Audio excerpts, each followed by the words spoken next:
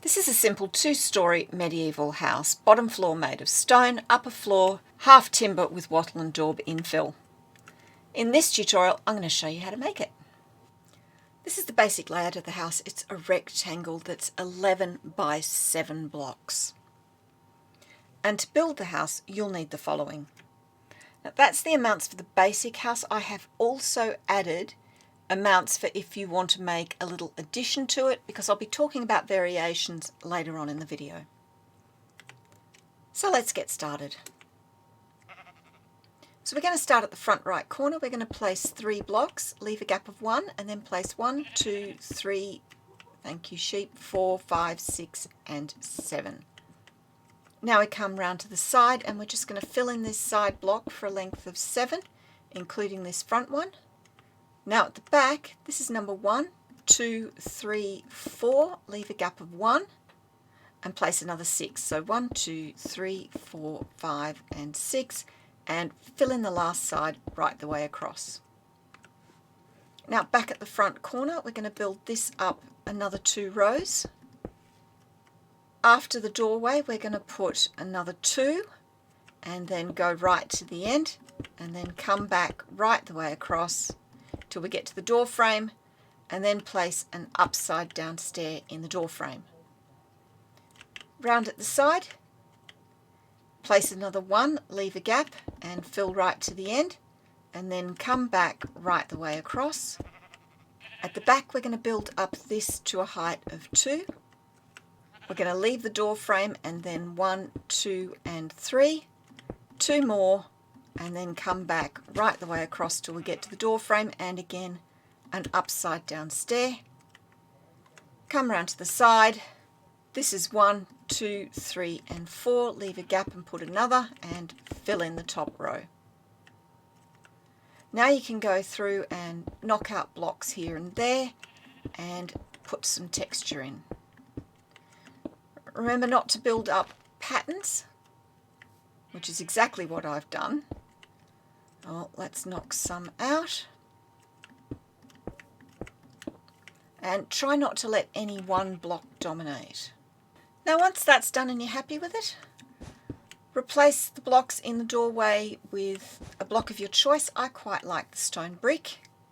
Fill the windows with dark oak fence and place a spruce door in each of the doorways.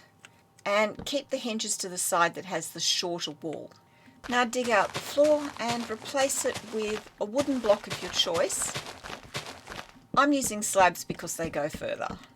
And you could make this floor whatever you like, but I would suggest not making it dark oak. It gets a little bit oppressive. So spruce or oak are probably the first choices. And now pop some torches in for light so that you don't get unwelcome guests at the next phase of the build. Now come round to the front of the house and we're going to place spruce slabs top half on every second block right at the top. And do that right the way round, so do it on the sides and along the back. That provides the supports for the next story up, which is going to be jettied. That means it's going to stick out one. So to set up the next floor, we're going to place a waste block, 2 out on this slab and 1 across. Get rid of these 2. And now run dark oak logs from this waste block right the way along the front.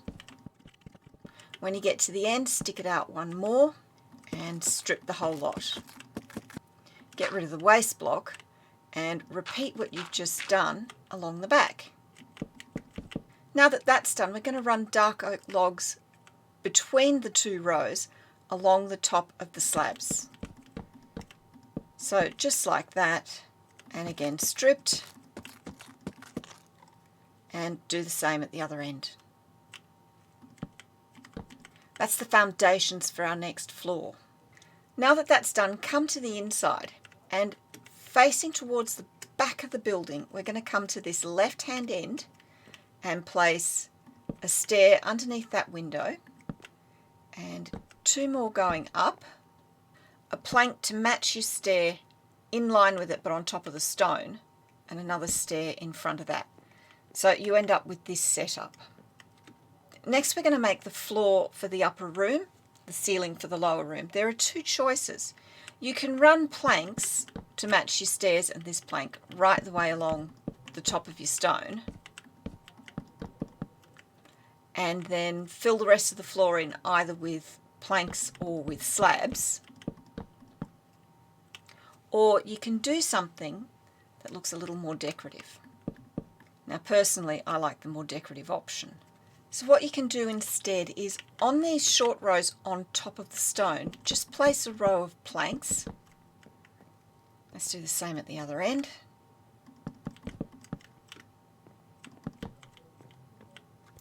And now we're going to fill in the rest of the floor with upside down stairs. Run them across the short axis of your room. When it comes to the gap for the stairs, just place 2 upside down stairs at the far end. This way you can get up and down. Now this is why I say use upside down stairs, because it gives the illusion of having beams on the inside. I really like how that looks. Right, now we're going to set up the framing for the next floor, which is made in wattle and daub. At the corners we're going to place 3 dark oak logs, and then right the way round we're going to leave a gap of 3 and then place 3 dark oak logs. So 1, 2, 3, 3 dark oak logs. And same at the sides, 1, 2, 3 and 3 dark oak logs. And of course strip all of them. Now come back to one of your long sides. Again we need waste blocks, so put one on top of one corner column and one beside it. Get rid of this one and run dark oak logs right the way along. Get rid of your waste block at the front and do exactly the same thing on the other side. Now run logs between those at the ends, and in the middle on each of the short ends put a column of 3.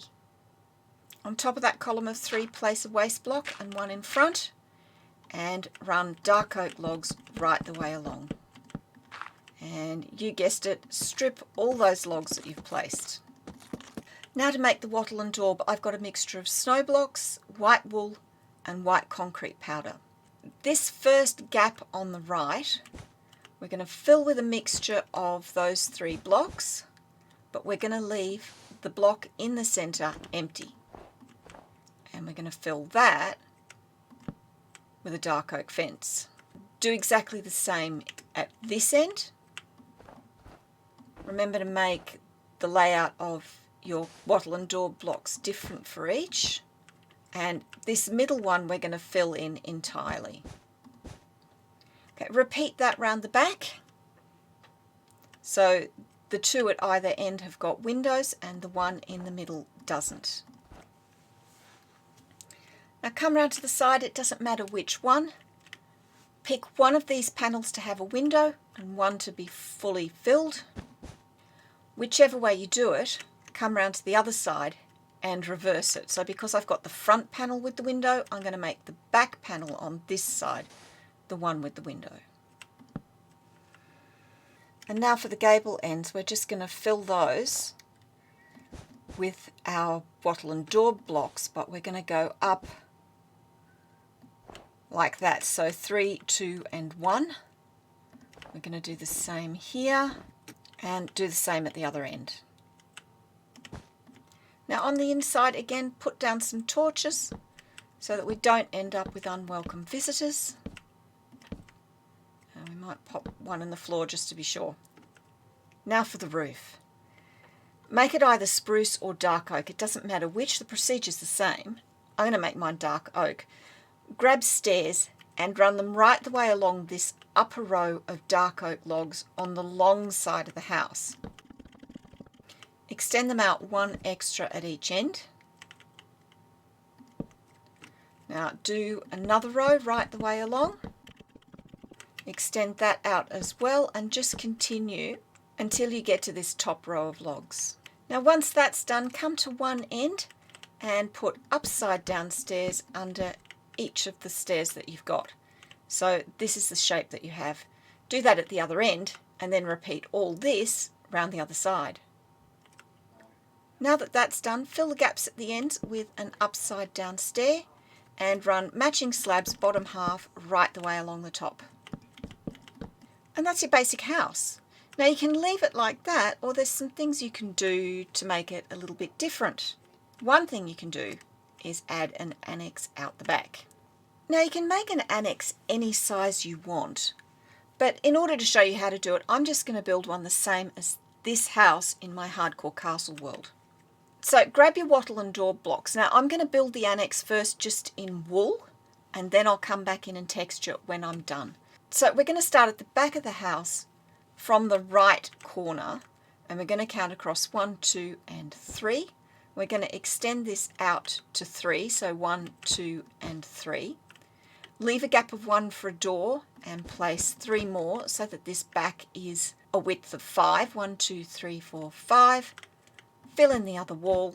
Now we're going to remove 1, 2, and 3 supporting slabs for the next floor up, and we're going to build this whole thing up to a height of 4. So on the sides, build it up, but leave a gap here for a window. There we go. And do the same on the other side. And build up here. 3 along the top, 3 and 1. Alternatively, you can take out this 4th row and make it dark oak logs. It's entirely up to you. Once you've got your structure in, fences in the windows, and come back in with your other wattle and door blocks for a bit of texturing. Now take stairs to match the main roof of your house, and we're going to run them along the sides, stick them out one at the end, and we're going to make a basic gable roof. And now that that's done, upside down stair at the top in the gap, and bottom half slabs to match.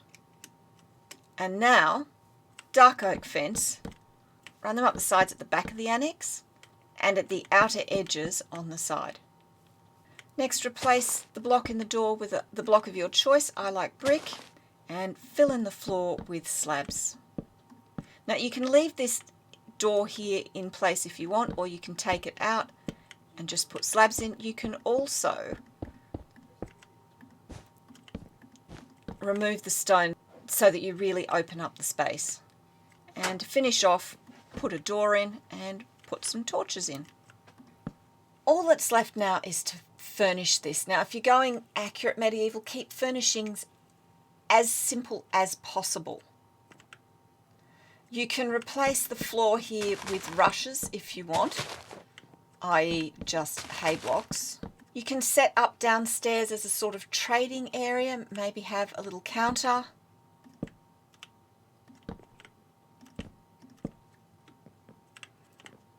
And some chests or barrels. If you want a fire, it should be down here. And maybe place a grain ark in. And upstairs, if you're dealing with villagers, put in some beds to keep the villagers happy. Otherwise, people would seriously probably be sleeping still on the floor. It's up to you how you choose to decorate this. This house is really versatile. It can easily handle different elevations. As you can see in my hardcore castle village, you just add extra layers to the bottom floor. You can even drop the annex down 1 or 2 blocks. So that's our house. I'd love to see your variations. There are links on the screen to some more tutorials of mine. I'll see you in the next video. Bye!